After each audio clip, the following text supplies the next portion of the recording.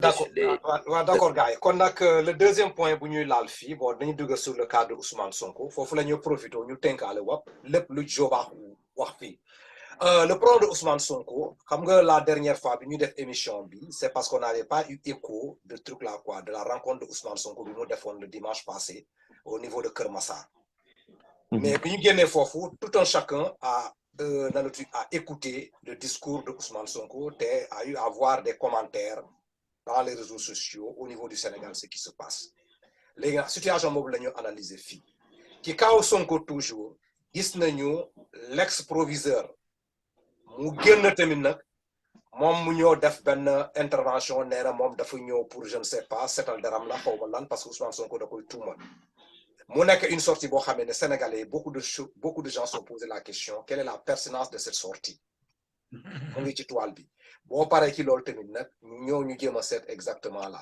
le truc là quoi le renvoi de ce dossier là au niveau de la chambre criminelle là lan mooy les avantages lan mooy la possibilité quels sont les problèmes boo xam mën na ko engendrer au niveau du Sénégal s'il y a une frange de la population qui s'arrête et demande au leader de Pastef pour mu bañ a dem uyu ji lan moo ci mën a xam quoi loolu la ñu décidé fii après maintenant la dernière bu ñu amee temps une question bi may posé ko question pour ñun ñëpp la commentaire n'était pas là quand je faisais l'introduction la ñu bu fekkente am na ñoo xam dañoo bëgg a analyser que ne est-ce que la France n'est pas en train de tourner le dos au président Macky Sall parce que bu ñu duggee ñu yéem a seet au niveau du Parlement français le débat a été posé là-bas il y a des questions qui sont en train d'être réfléchies à l'intérieur foofu est-ce que kooku c'est pas un signe boo xamee ne c'est le temps de truc là quoi de tourner le dos de la page de Macky Sall quoi d'accord donc kon nag loolu la ñuy débat boobu la ñuy jël tout de suite ñu dugg ci damay dellu ki Jobas comme moom moo introduire affaire yi Jobas situation Ousmane Sonko mu ngi nii lan nga ci xalaat. bon xam nga si tu es cas Ousmane Sonko avec la fille là tax na ba ñun ñëpp ñu nekk ay hommes de droit ça nous a poussé à réfléchir. Des juristes quoi.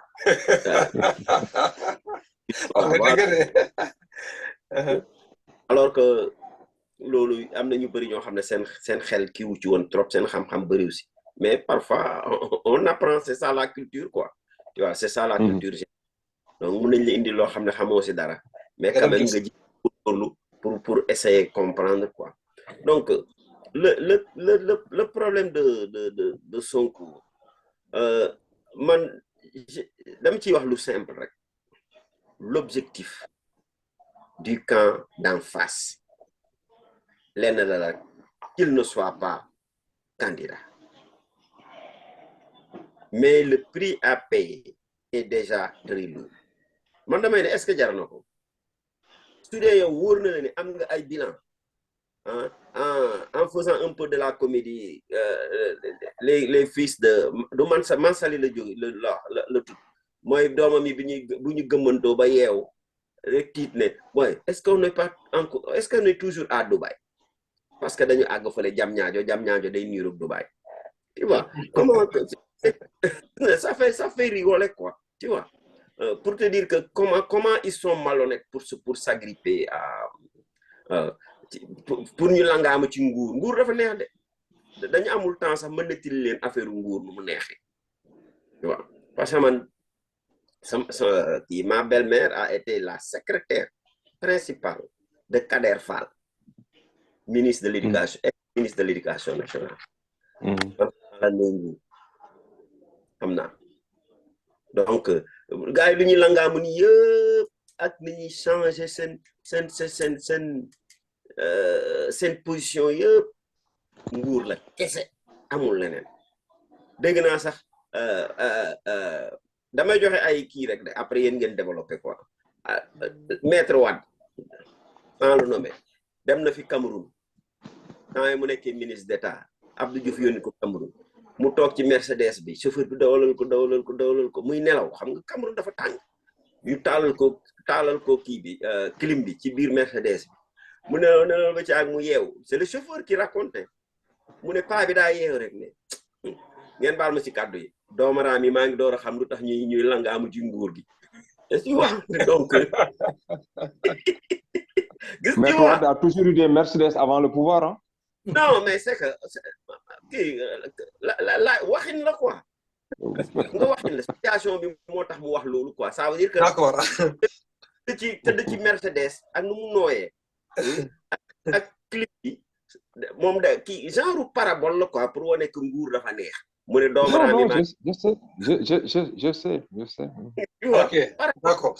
façon de parler. donc ok problème Sonko pour finir Camara man dootuma ci wax lu bëri quoi parce que gis naa ay petitesse ay affaires yu ndaw yoo xam ne ça ramène le débat vraiment très très bas donc droit moom lépp am na ba mu des droit ci cas bi lépp am na ba mu des droit parce que leen rek moom a métti ba ma déglu réquisitoire kii bi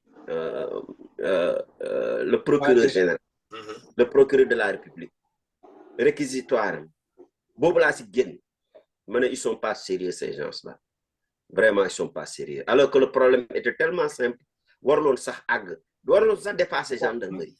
d'accord ok mais man li ma jaaxal kii Jobas li nga wax kii réquisitoire bi mais est-ce que question mooy demander là su fekkente y a quelqu'un qui veut répondre à cette question là mën na ko répondre pas est-ce que le réquisitoire là boo xam ne dafa war a dem ki jugement chambre criminelle est-ce que littérature la war a doon ou bien ce sont des faits lañ fa doon preuve lañ fay def parce que réquisitoire bi littérature rek moo fa nekk mais amul un fait concret boo xam ne faa teg pour expliquer que lii mooy la preuve matérielle pour essayer d'amener le truc là foofu daal léegi est-ce que document bu mel nii mën na dem ci notre chambre criminelle pour jugement ko ma jaar ci Manter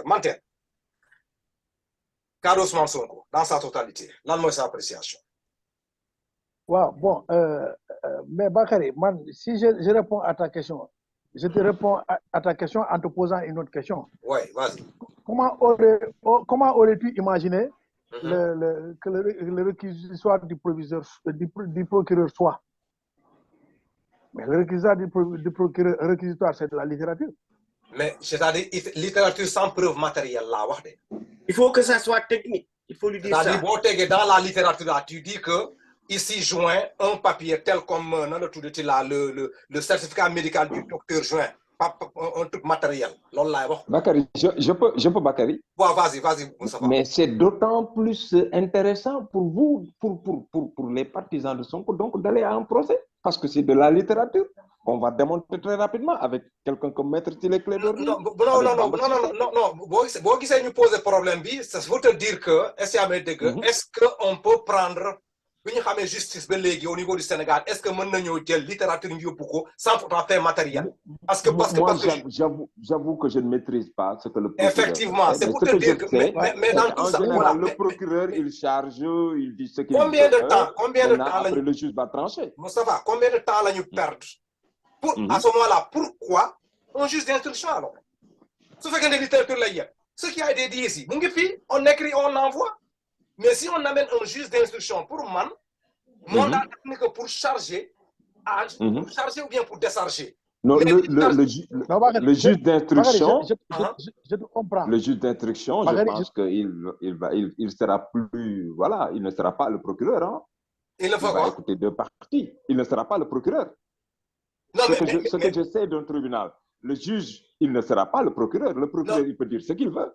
Le juge, il juge en son intime conviction. Mais si tu n'as pas de preuve matérielle, comment tu vas transférer au niveau du procureur? En ce moment, moi, je suis sûr que Maître Ciré Clédor Ly va le démonter. Non, il faut que vous tu n'as pas compris Moustapha, c'est-à-dire, il faut nous commencer à dire sur des choses comme la normalité. C'est-à-dire, que nous permettre de dire avec ces propos-là, nous sommes en danger.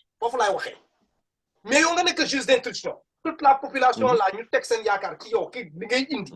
Mais tu n'es pas à mesure pour quelque chose au Sénégal,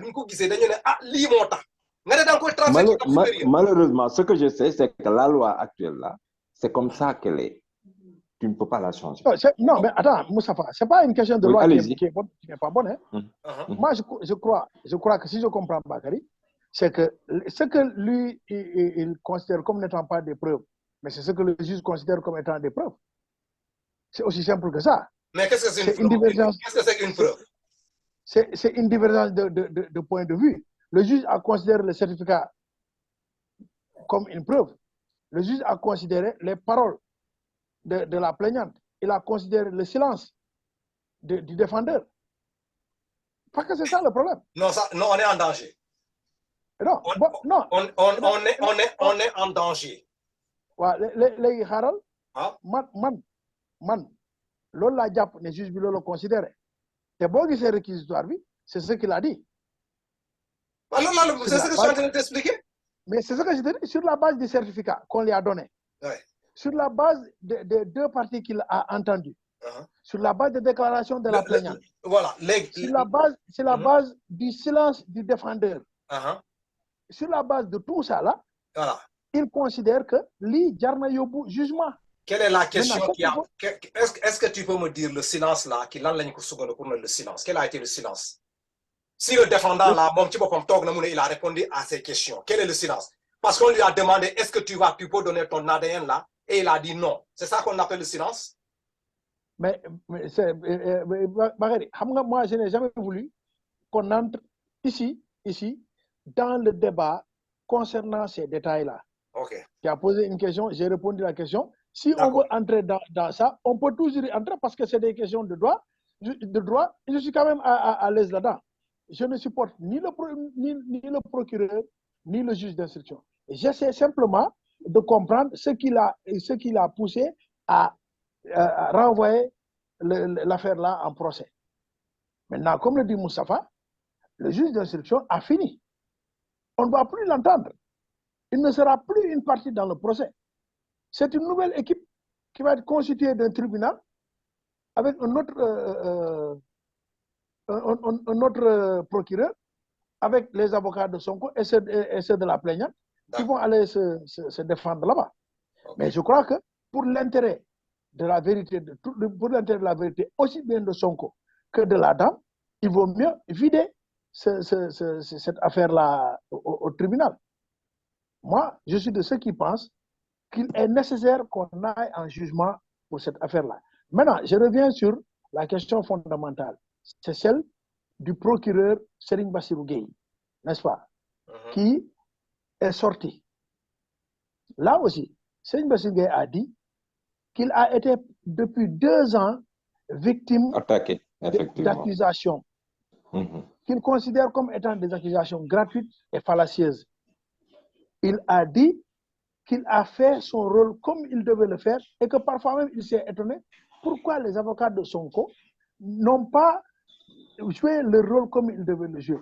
Ce que j'ai dit ici la dernière fois. Et j'ai vu dans des commentaires des gens dire qu'ils sont déçus de moi à cause de ce que j'ai dit. Hein?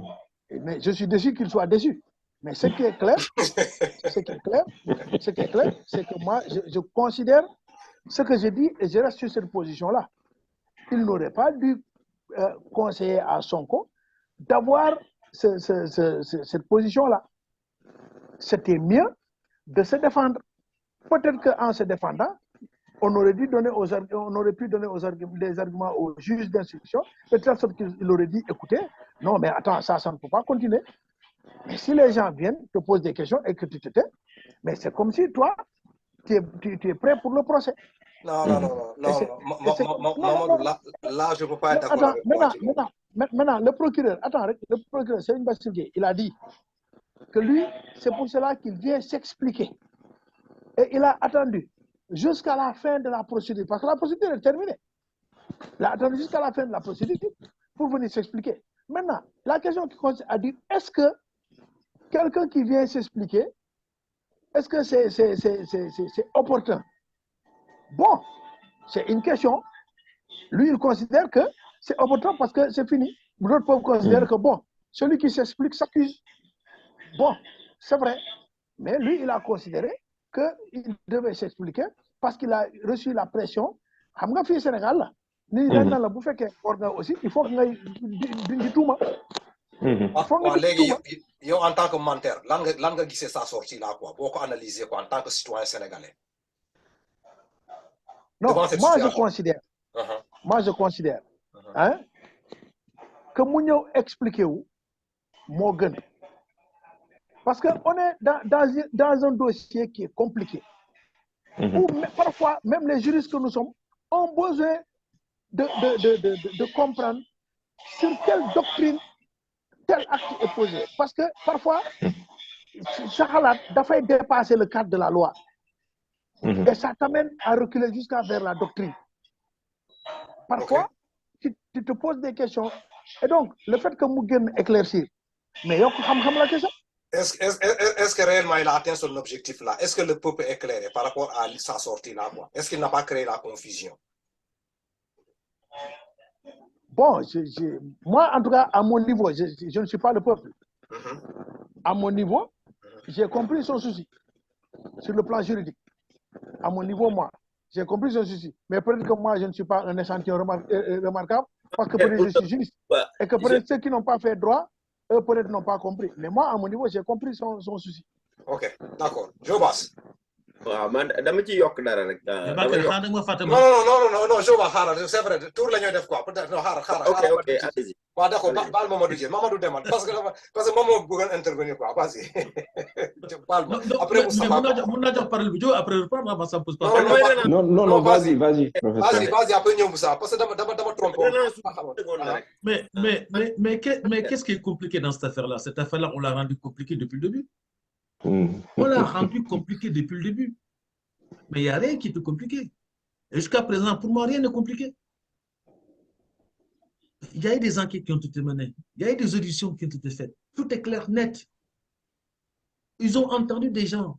Le juge, après l'instruction, il prend telle audition, il ne prend pas telle audition. Bon, voilà, c'est comme ça. On sait que de toute façon, il est déjà pensant, déjà dit depuis le début de cette affaire-là.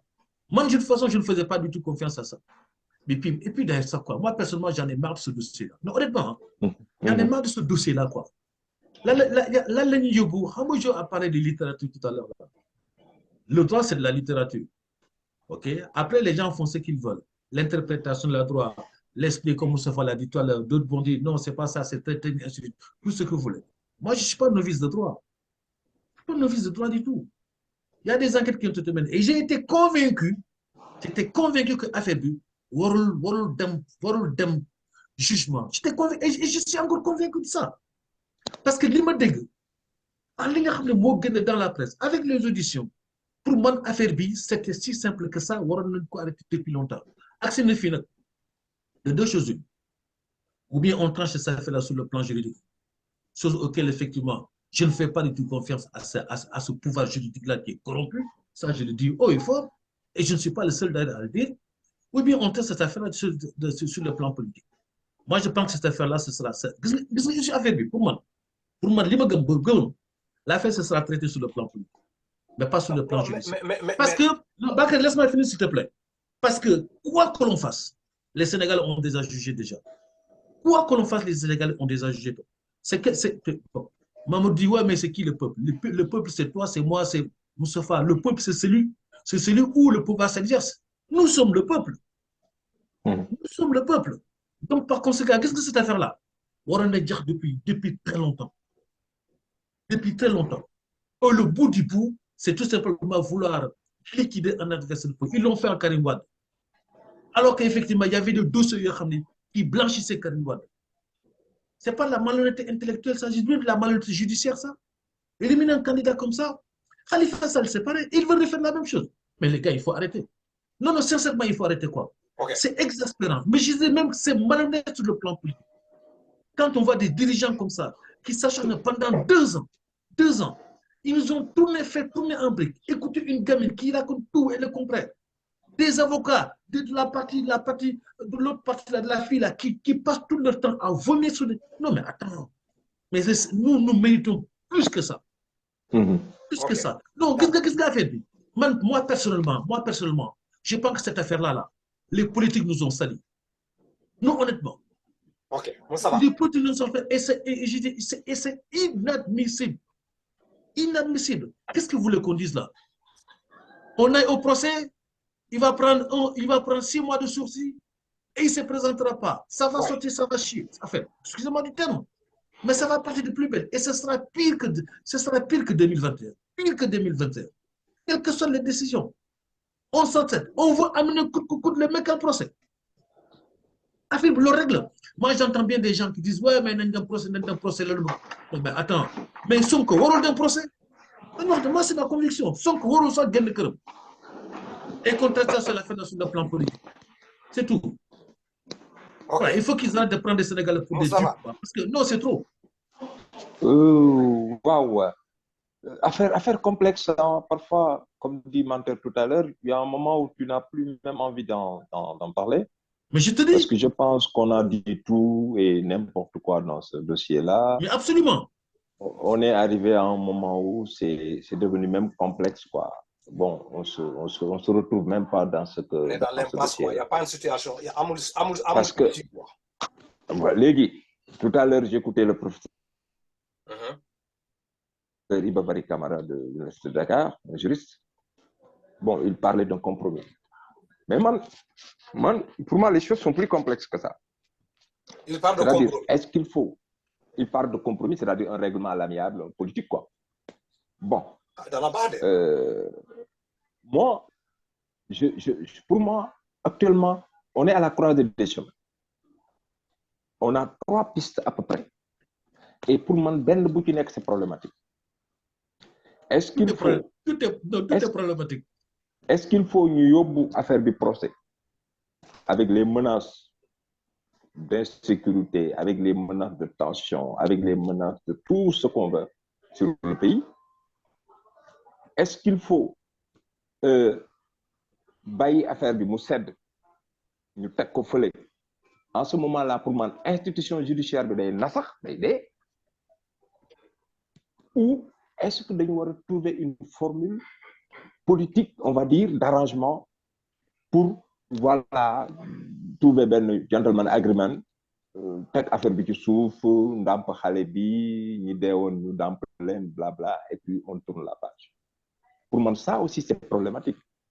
Parce qu'on ne peut pas enterrer ce dossier-là sans dire qui a été à l'origine de tout ce qui s'est passé en mars 2021. Mais Moussa, pour moi, une dernière, une autre solution, une autre approche. Te Jobas waxoon na ko fii. Xam nga la dernière fois voilà ñu daal di bàyyi le dossier là nañ ko def en suspens et sera jugé de no matter what. Tout président qui viendra prendra ce dossier à main mu dem parce que les acteurs maintenant là yu nekk devant la scène là bu ñu dañuy juger ku ci nekk bëgg a xëcc sa intérêt du mun a dem. Parce que moi je serais vraiment surpris que ce dossier nu mu demee beaucoup de gens sont en train de dire warul dépasser section de recherche. Ñi traîné ko ba mu dem ci justice ñu ñëw ñu acquitté Ousmane Sonko blanc sur neige dana ma jaaxal. Légui pour terminer sur l'affaire Serigne Bassirou Gueye, bon, moi j'ai peut-être une position très très proche de celle de Manter. Maintenant, je ne maîtrise pas lan moo tënk procureur, ancien procureur. Est-ce que war na génn wala warul génn? Ça c'est un. À quel moment le war a génn wala à quel moment warul génn? Et c'est vrai que nekkatul procureur. Est-ce que le magistrat qu'il est, qui était au cœur du dossier, est-ce que am na droit wax ci? C'est vrai que Manter dit que procédure bi jeex na. C'est-à-dire warul a génn bloqué. Laisse-moi terminer mon raisonnement. Moi, je ne suis pas affirmatif, je suis en train de poser simplement des questions. Alors maintenant, il y a un aspect quand même humain que nous devons comprendre. C'est-à-dire nit ki nga am mbokk, am doom, am ay jabar, am aussi responsabilité de dëkk bi. Pendant quand même 2 ans, on nous l'a accusé. On te tourne en bourrique, on te fait porter toutes sortes de bonnets d'âne. Aussi, dafay yell nag bu fekkee mën nga wax nga génn donner ta part de vérité. Ça ne signifie pas qu'il a dit la vérité. Mais il a le droit, je pense, à mon humble avis, wax sa part de vérité. Parce que quand même, yow Bakary buñ la accusé da ngay génn wax say mbokk dañ la ne mais lii nag d'accord nga génn wax xalaat man loolu laa ci xalaat quoi. Bon maintenant est-ce qu'il avait le droit de le faire ou pas, j'en sais rien. Bon, non, pourquoi il n'a pas le droit de le faire? Ma jox la sama opinion par rapport. Allez-y. Moom moo ñëw taxaw mu ne être procureur, c'est pas au Sénégal seulement. Tous les procureurs là dans le monde là, quand ils sont dans cette position-là, ñu jouer, am nañu ay attaques yu leen di kii kenn wóor li ñu def rek, ce sera soumis à des commentaires. C'est lui qui l'a dit. Oui. Oui. Et que yo xam nga ne que le cas précis bi nga wax ni du yow dong lay am. Procureur non la même. Il a raison de venir pour te mettre devant la population pour parler. Mais c'est un dossier aussi, il faut reconnaître que c'est un dossier très particulier. Non, mais tu vas me dire que dans le monde, il n'y a pas un dossier plus particulier que celui de Ousmane Sonko. Non, ce dossier-là est assez complexe aussi. C'est ça la vérité. Bon, procureur du temps de procureur spécial, du temps de Karim Wade. S'il te plaît, Bakary. Le procureur n'a pas dit que tous les procureurs se taisent. Hein? Il n'a pas dit que tous les procureurs du monde connaissent les doivent se taire, quoi. Tous ils se taisent. Il a dit que tous les procureurs rencontrent le même problème. Ils ont le droit. Mais justement, s'ils rencontrent le même problème, mais ils ne sont pas sortis, c'est ce que je dis d'une autre façon. Non, mais non, si ils sortent, ils ne se taisent pas. Ce n'est pas eux tous qui se taisent. Ok, d'accord. Il n'y a aucun souci. Voilà. Merci pour la remarque. Ce terme n'est pas une loi universelle ici. D'accord, il n'y a pas de problème. Bah, mais Immersion, dans ses explications, toi, Moustapha a posé une question. Mais il y a un point pour me dire. Vous avez sur le problème des photos là, il y a une question que vous posez. Vous avez sur le truc de certificat médical là, mais il refuse de répondre à ces questions là. Pourquoi il est sorti? La question culminante des Sénégalais. Parce que tu as été complice de ça. On te pose une question dans ce dossier là, tu dis que toi tu ne vas pas répondre ça. Pourquoi tu gagnes? Et l'autre point, il y a six... Mais son côté fait gagner la question, je ne te réponds pas. Non, c'est ça que... Non,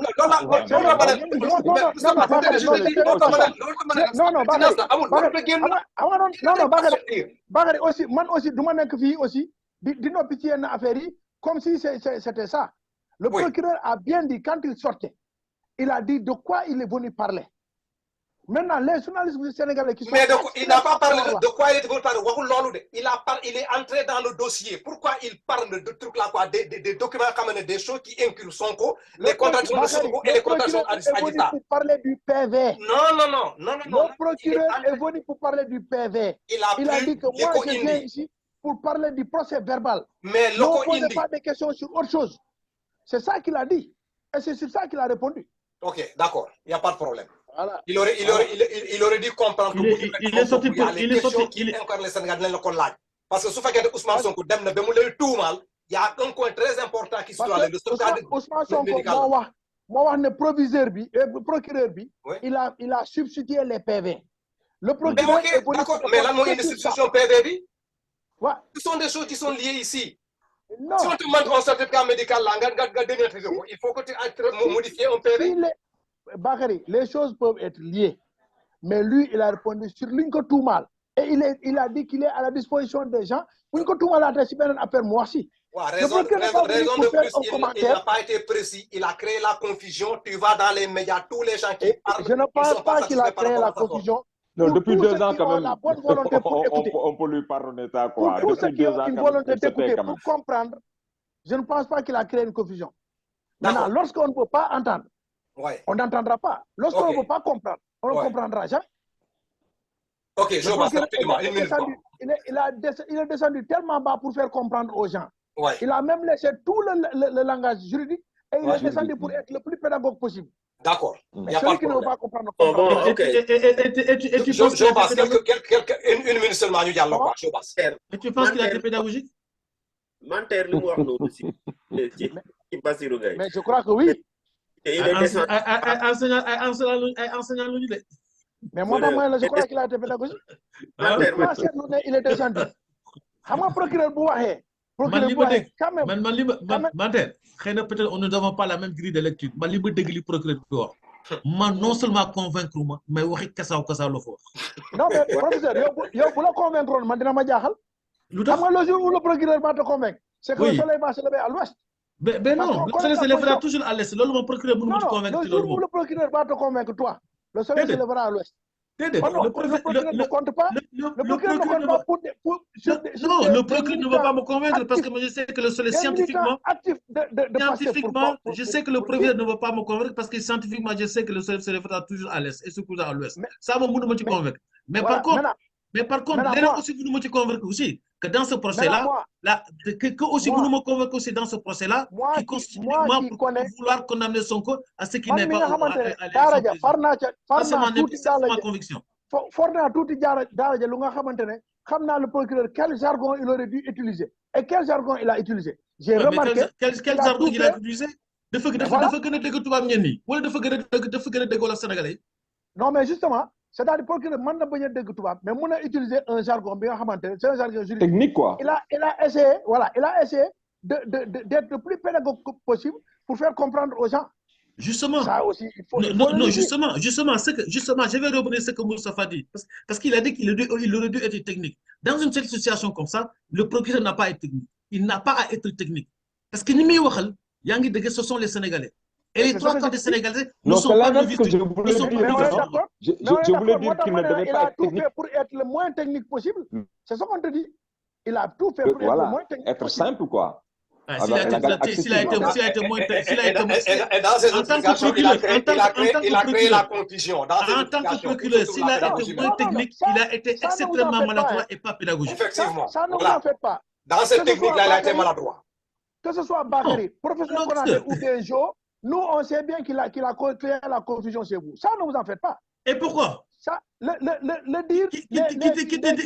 Mais qui te dit ça? Non, attends. Non, attends, professeur, on est là pour discuter, n'est-ce pas? On est là pour discuter. Les contradictions, c'est ça en fait.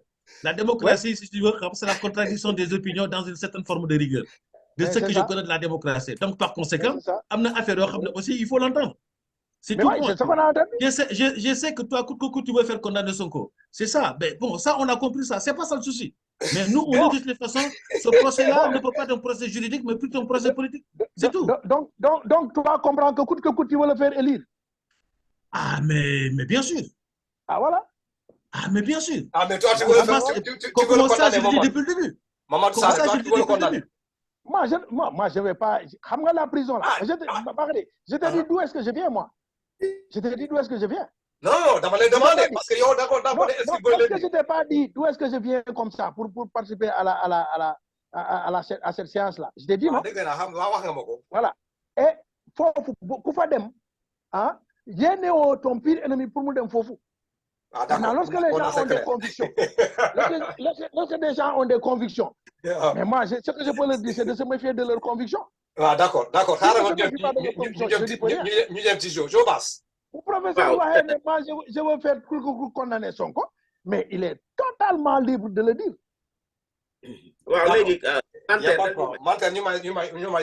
Jobas, vas-y. Voilà, Konaté, damay commencer fi Manter terminé affaire condamné pas condamné. Condamnation du question djel ko yobou ko kasso. C'est pas ça qui est recherché. L'objectif numéro 1, c'est qu'il ne soit pas candidat, monsieur Sonko. C'est tout simplement ça. Un point. Un dit. Lolu kessa la. Motax sax damay dem ba damay douter ci gëm yàllu sénégalais quoi. On a 90% de musulmans, mais je me dis que le prophète, paix et salut sur lui, il faut regarder si nous sommes au Sénégal, nous épurer yenn affaires quoi. Vraiment. Surtout pour gagner. On a besoin de ça au Sénégal. Parce que les gens ne se regardent pas dans la glace. Vous m'excusez si mon est un peu dur sur ça. Le prophète, paix et salut sur lui, il faut regarder si il y a le watch au Sénégal. Pour nous, nous je vous le jure, devant Dieu et ses prophètes. Parce que dama gis ay nit yo xamné duñu rus sax suñu jakarlo sétu bi. Parce que dañuy leen wóor né li ñuy wax jaarul yoon. Gis nañ né procédure ki bi cas bi yépp dafa am vice de forme. Tout ba li ci mujjé moy réquisitoire le procureur de la République. Yépp dafa am vice de forme. Position yépp da ngay gis né dafa jeng. Tu vois, pour revenir sur Bassirou Gaye, néna dafa ñëw pour éclaircir. Mu ñëw pour éclaircir mu gëna lëndëmal. Parce que mu ngi né way mom PV bi gisuko ainsi de suite, muy génné ay contradictions yo xamné Sonko daf ko def ci PV. Ba paré né bi mu lire PV. Voilà, mu né mom liru PV bi paré muy wax ay génné ay muy génné contradiction de Sonko. Pour te dire que motax mané len yonnati dafa wara delu ci Sénégal. Tu vois, ce n'est pour rien que tous les prophètes qui benn zone dans le monde. Procureur waxul lolu de. Waaw, tu continues là. Tënkal quoi, dama dem ci benen point bi quoi. Mënu ma toog fi. Bassirou Gaye il fait partie man ay fait rek laay waxe il fait partie des gens yoo xam ne dañoo tiit waa këram ñoo ko ne gis nga soo waxulee lu leer fii bés bu dëkk bi di tàkk ci doom yi ngay bokk moo tax sortie bi yëpp loolu la dama koy résumer mooy les rats commencent à quitter le navire parce que xam nañu luy ñëw beneen chose lu tax moom warul génn poste bi mu yoree actuellement comme tu l'as dit monsieur Camara que moom magistrat am na kii de réserve quoi xam nañu koy waxee sur le plan technique tu vois moom on l'a confié benn étage muy l'OFNAC yow yaay surveiller toute l'administration que ce soit communale ou bien étatique ku luubal foofu rek yow yaa war a ñëw intervenir là je me dis que y a le syndrome de Mamour Diallo qui plane là-bas parce que bés bu Sonko luubalee je donne un exemple au niveau de la mairie de Ziguinchor est-ce que moom dina mën a ñëw ne mën na ñëw épingler Sonko lan la nit ñi di wax quand il faisait sa sortie pour éclaircir il a parlé d'ennemi ça veut dire Sonko ennemi am la donc Sonko su le luubalee ñi ñëw mu ñëw dina day épingler Sonko dañ koy ne mais yow celui-là tu l'as déclaré comme ennemi. D'accord ok